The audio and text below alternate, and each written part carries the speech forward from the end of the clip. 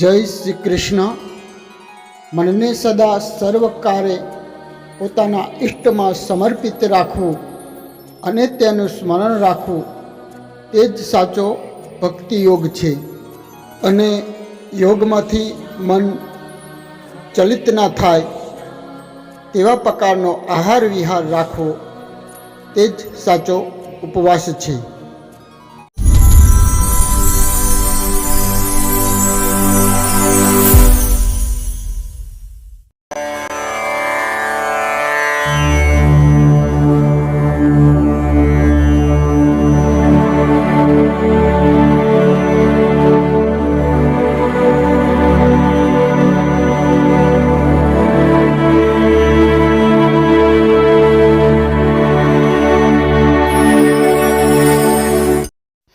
જય શ્રી કૃષ્ણ।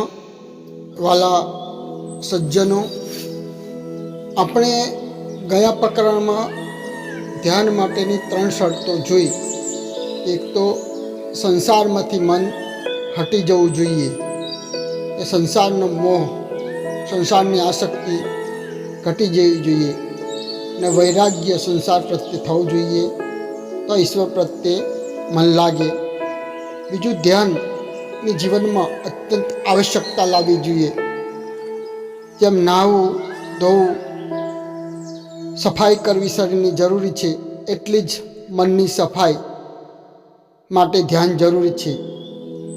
જેમ નાહવામાં ના આવે તો શરીર ગંધાય, તેમ રોજે રોજ ધ્યાન કરવામાં ના આવે તો મન ગંધાય છે, મનના અનેક ખરાબ સંસ્કારો પડે છે। આજે જે ક્યારેક અશાંતિ છે તેનું કારણ આ જ છે કે આપણે ધ્યાનને એટલું મહત્ત્વ આપતા નથી। ત્રીજું, મૂર્તિ પોતાની લાગવી જોઈએ। જે મૂર્તિનું ધ્યાન ધરવાનું છે તે મૂર્તિ પ્રત્યે પ્રેમ કે ભાવ જાગવો જોઈએ। આમ ધ્યાન માટે પ્રથમ 3 બાબત આપણામાં હોવી જોઈએ કે વૈરાગ્ય, ધ્યાનની આવશ્યકતા અને મૂર્તિ પ્રત્યે ખેંચાણ। આમ ઈશ્વર સુધી પહોંચવાના અલગ અલગ માર્ગો છે: જ્ઞાન માર્ગ, કર્મયોગ અને ભક્તિ માર્ગ। પરંતુ એમાંથી સૌથી શ્રેષ્ઠ અને સુગમ માર્ગ હોય તો ભક્તિ માર્ગ, કારણ કે ભક્તિ માર્ગમાં ભાવ મહત્વનો છે। ભાવ વગર ભક્તિ થતી નથી, અને જ્યારે ભગવાનમાં ભાવ જાગે છે ત્યારે મન પીગળીને આપોઆપ મૂર્તિમાં સ્થિર થઈ જાય છે। બીજું કાંઈ જ ના હોય અને એકમાત્ર ભાવ હશે, ભગવાન પ્રત્યે અગાધ શ્રદ્ધા અને પ્રેમ હશે, તો ભગવાન ગમે ત્યાં ગમે ત્યારે તમારી સમક્ષ ઉપસ્થિત થઈ જશે। અને તેથી જ ભગવાને કીધું છે કે હું તપ કે મોટા મોટા યજ્ઞો કે દાનથી પ્રાપ્ત થતો નથી, પરંતુ પ્રેમથી હું સહજ છું, કે હું પ્રેમથી ભક્તને વશ થઈ જાઉં છું। પરંતુ આજે ભક્તિમાં ભગવાનની પૂજા માટે ઘણી બધી સામગ્રીઓ આપણે લાવીએ છીએ કે પૂજા આપણે રાજમાર્ગથી કરીએ છીએ, અને સ્વરૂપચારથી પણ પૂજા કરીએ છીએ, અને નાનામાં નાની બાબતનું ધ્યાન આપણે રાખીએ છીએ કે કોઈ પણ વસ્તુ ભગવાનની પૂજામાં બાકી નહીં રહી જાય। આપણી પાસે અનુકૂળતા હોય તો તે કરવી પણ જોઈએ, કારણ કે ભગવાન પ્રત્યે પ્રેમ અભિવ્યક્ત કરવાનું એકમાત્ર આ પૂજાન સામગ્રી સાધન છે। પરંતુ ઘણીવાર આ સામગ્રી એકઠી કરવામાં આપણું મન ત્યાં જ રહે છે કે પેલું નહીં રહી જાય, આ નહીં રહી જાય, આ બાકી રહી જાય, અને ભગવાનમાં મન સ્થિર થતું નથી। જ્યારે ભગવાનને મન જોઈએ છે, બીજું બધું કાંઈ જ ના હોય અને માત્ર ભગવાનમાં મન જો સ્થિર હશે તો અપૂરતી પૂજા કે પૂરતા સાધન વગરની પૂજા પણ તમારી સફળ બનશે। નરસિંહ મહેતા જ્યારે કરતાલ વગાડતા, મીરાબાઈ જ્યારે એકતારો વગાડતા, ત્યારે પોતાની બધી જ ચિત્તવૃત્તિઓ એકમાત્ર ભગવાનમાં સ્થિર થઈ જતી।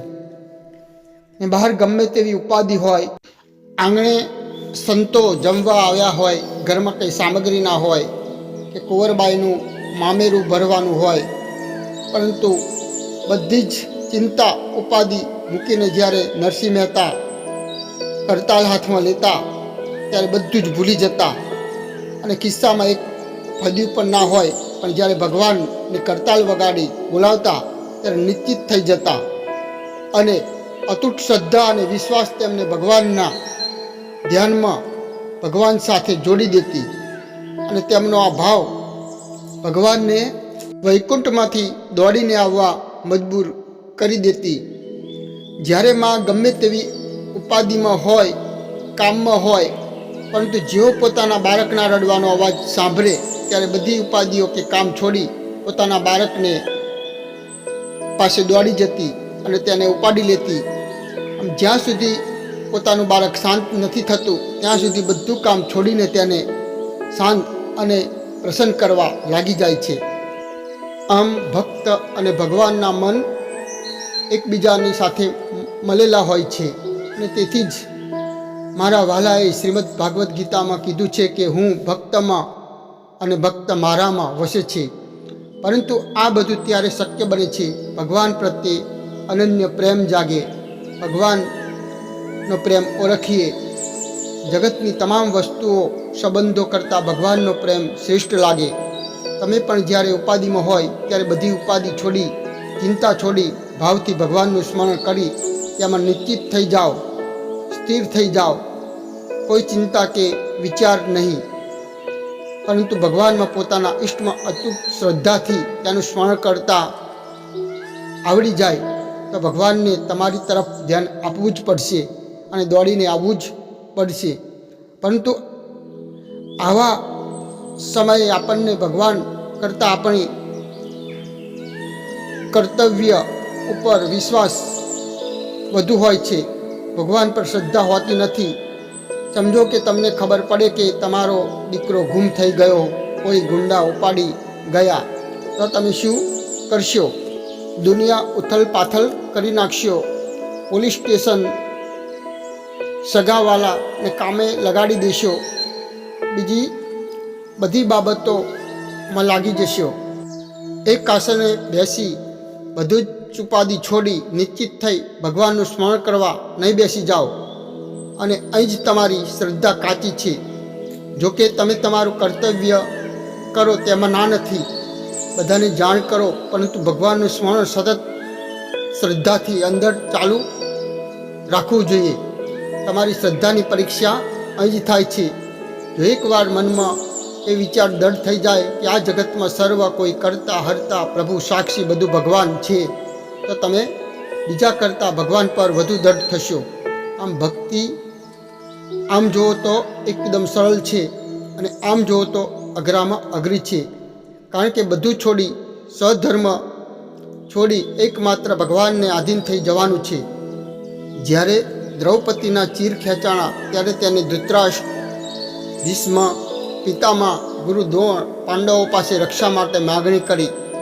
મોટા મોટા શક્તિશાળી પણ જ્યારે કંઈ ના કરી શક્યા ત્યારે બધા પરથી જ્યારે નિરાશ થઈ ત્યારે તેને થયું કે હવે એકમાત્ર મારો સહારો શ્રી કૃષ્ણ જ છે, તે જ બચાવી શકશે ને તેના સિવાય હવે કોઈ બચાવે તેમ નથી, તેના સિવાય હવે કોઈ બચાવી શકે તેમ નથી કે મારો ઉદ્ધાર કરી શકે તેમ નથી. ત્યારે નિશ્ચિત થઈ આંખ બંધ કરી બધી ચિંતા છોડી ભાવથી હે કૃષ્ણ, હે કેશવના નામનું સ્મરણ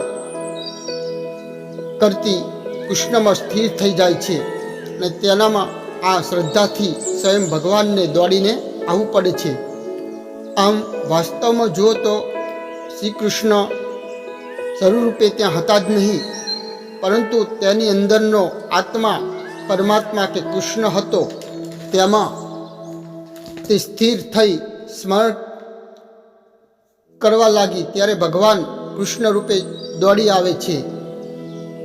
આપણને નિર્જીવ જડ ફોન પર વિશ્વાસ છે કે આ ફોનથી હું પોલીસ સાથે વાત કરી શકીશ, જે વિશ્વાસથી આપણે ફોન લગાવીએ છીએ તે વિશ્વાસ મૂર્તિ પર નથી, તે આ મૂર્તિમાં જીવંત મારા ઈષ્ટ છે.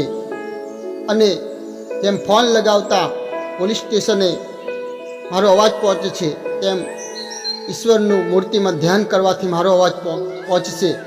ગજેન્દ્ર મોક્ષની વાર્તામાં પણ આમ જ છે ને, કે નદીમાં પડેલા હાથીનું જ્યારે મગર પગ પકડે છે ત્યારે તે પૂરી શક્તિથી પગ છોડાવવા લડે છે, પરંતુ કોઈ શક્તિ કામ ના લાગતા આખરે નિરાશ થઈ જાય છે. ત્યારે તે નદીમાં રહેલા કમળનું ફૂલ એક તોડી અને પૂર્ણ શ્રદ્ધાથી ભગવાનને સ્મરણ કરી તેમને ચડાવે છે અને ભગવાનને બોલાવે છે. ત્યારે સ્વયં ભગવાન તેની આ શ્રદ્ધાથી દોડી આવે છે. મતલબ નદી એટલે કે આ સંસાર છે, અને મગર રૂપે આ સંસારમાં અનેક વિષયો એ આપણને પકડી રાખ્યા છે. અને તેમાંથી છૂટવા માટે પૂર્ણ શ્રદ્ધાથી ભગવાનનું ધ્યાન કરવું પડશે, ભગવાનનું સ્મરણ કરવું પડશે, તેની મૂર્તિનું મન સ્થિર કરવું પડશે. તો ગમે તેવા વિષય કેમ ના હોય, આપણે અચૂક તેમાંથી આપણને છોડાવી શકીશું. આમ ધ્યાન માટે મહત્ત્વનો ભાવ છે. એ મારું કહેવાનું મંતવ્ય છે કે ભગવાનમાં ધ્યાન માટે આપણે બીજી બધું ગમે તેટલી બાબતો ધ્યાન રાખીશું, પરંતુ જો ભાવ નહીં હોય તો ધ્યાન શક્ય નથી. ભક્તિમાં ભાવ પ્રેમ વગર બધું કર્મકાંડ છે. અને આ હું એટલા માટે કહું છું કે જો તમારે ઈશ્વરનું ધ્યાન કરવું હોય, મૂર્તિમાં મન સ્થિર કરવું હોય, તો પ્રથમ ભાવ મહત્ત્વનો છે. ભાવ નહીં હોય તો ધ્યાન લાગશે નહીં. અને ભાવ ક્યારે લાગે તો ભગવાનનો પ્રેમ સમજીશું, તેની અનુભૂતિ કરીશું, ત્યારે એ દિવસ રાત એ સતત મારી સાથે રહે છે, મને સંભાળે છે, ને તે મને નિરપેક્ષ નિસ્વાર્થ પ્રેમ કરે છે. તેની 24 કલાકમાં એક વાર પણ યાદ ના કરું તો પણ તે મારા જેવા નરાધમને પુત્ર માની પુત્રની જેમ પ્રેમ કરી મને સાચવે છે. આમ આપણા જીવનમાં પણ ભગવાન આપણને ઘણી બધી મદદ કરતા હોય છે, પરંતુ તે મદદને આપણે સમજવાની અક્કલ હોતી નથી. મને મામાએ મદદ કરી, કાકાએ મદદ કરી કે ફલાણાએ મદદ કરી, પરંતુ તે મોકલનાર ભગવાન છે, તે સમજ હોતી નથી. તેથી ભગવાનના પ્રેમને આપણે સમજી શકતા નથી.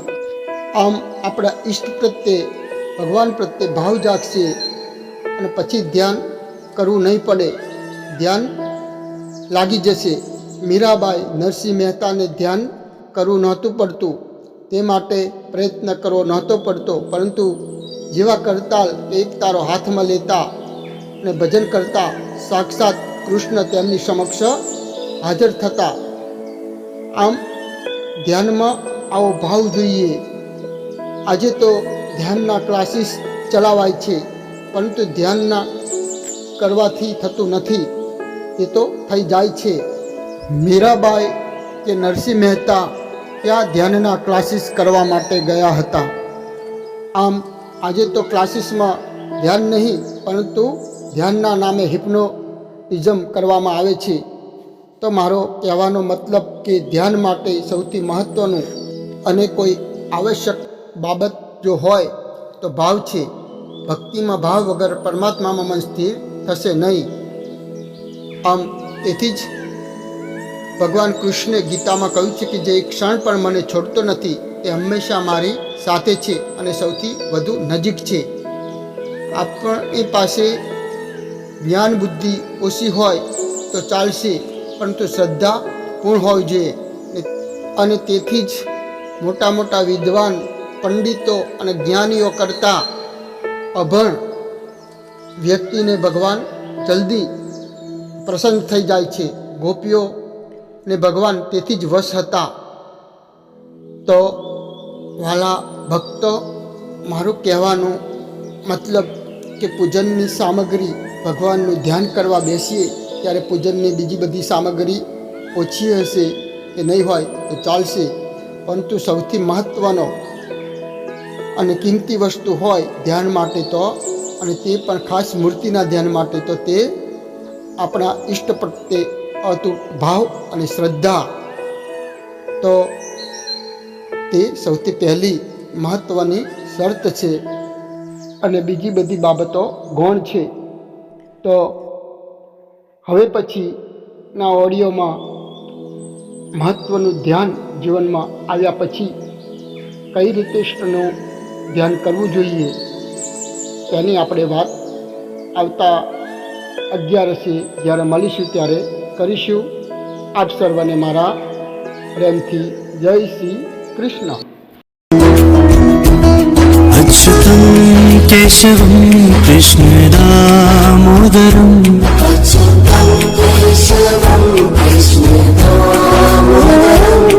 अच्युतं केशवं कृष्णदामोदरम्